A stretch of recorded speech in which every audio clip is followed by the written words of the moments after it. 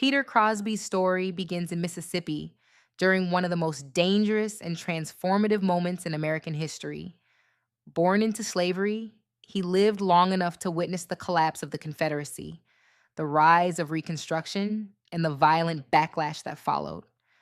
But what makes Crosby extraordinary is not just that he survived those years, it's that he stepped directly into the line of fire to protect his community, enforce the law, and claim authority in a world determined to deny him any.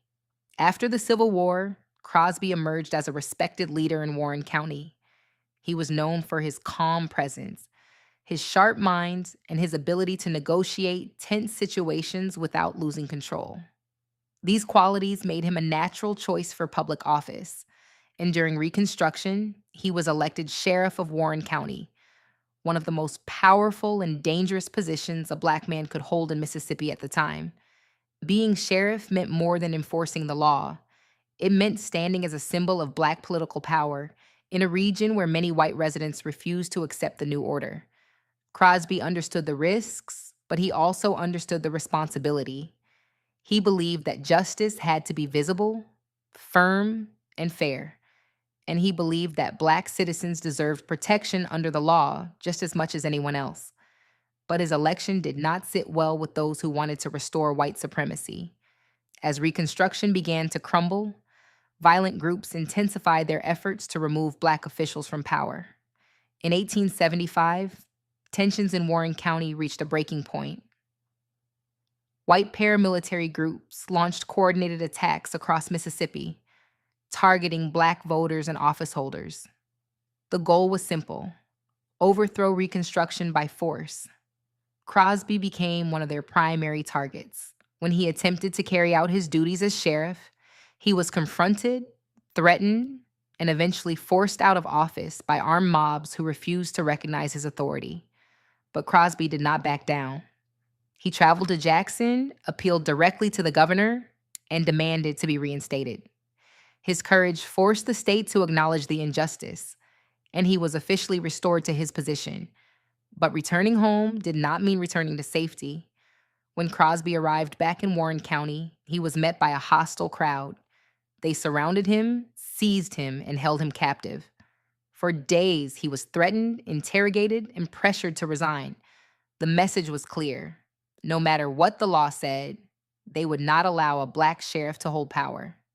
Crosby eventually secured his release, but the violence in Warren County only escalated.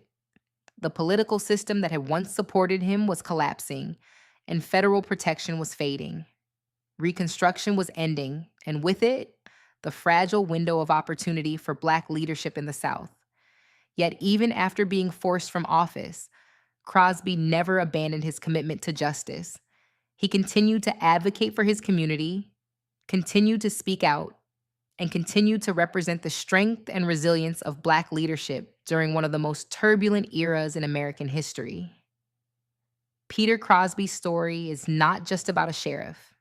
It's about a man who refused to surrender his dignity, even when surrounded by violence.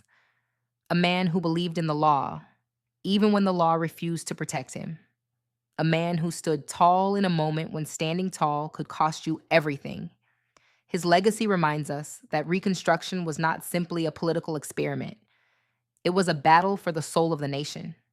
And men like Crosby were on the front lines, risking their lives to build a future they knew they might never fully experience. Today, we honor him not just as a sheriff, but as a symbol of courage, leadership, and unshakable resolve. His story deserves to be remembered, studied, and passed on. Because the fight he stood for, the fight for justice, equality, and protection under the law, is a fight that continues. This is Black Justice Untold, the stories they tried to erase, now remembered. If this moved you, like, share, and subscribe so we can keep reclaiming our history together. Our stories deserve to be seen, heard, and remembered